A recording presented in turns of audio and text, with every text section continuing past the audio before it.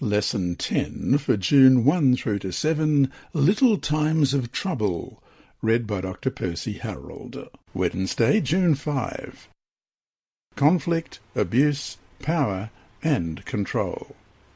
Sometimes unresolved conflict and anger may develop into a very negative, destructive dynamic, even an abusive relationship.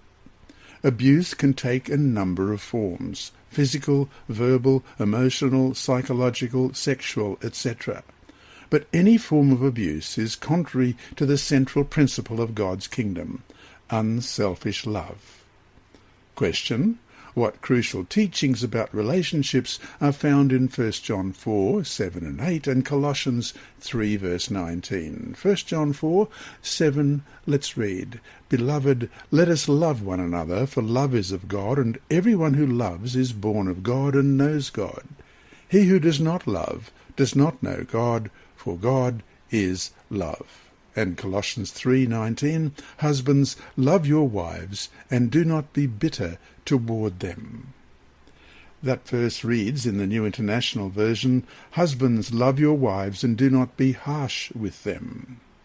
The word harsh in the original Greek language refers to one's being angry or bitter toward the partner, causing continued pain, intense hostility, and expressions of hatred toward the other. Paul is very clear that a spouse is not to be hostile or violent. Emotional, sexual, and physical abuse is not acceptable behavior for a Christian husband or partner. Instead, what is acceptable is to love your spouse.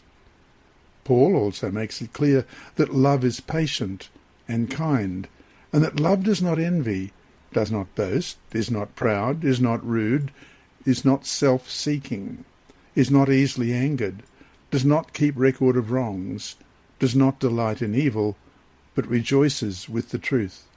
Love always protects, always trusts, always hopes, and always perseveres. None of the attributes of love even remotely condones or accepts abuse in any way, shape, or form. A healthy relationship is one in which both partners feel protected and safe, in which anger is managed in a healthy way, and in which serving one another is the norm.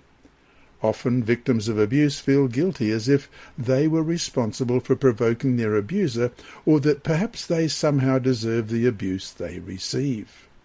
Abusers can be quite controlling and often skillful at making their victims feel responsible. The truth is that no one deserves to be abused by another, and abusers are responsible for their own choices and actions. The good news is that the Bible offers comfort, not guilt, for the victims of abuse.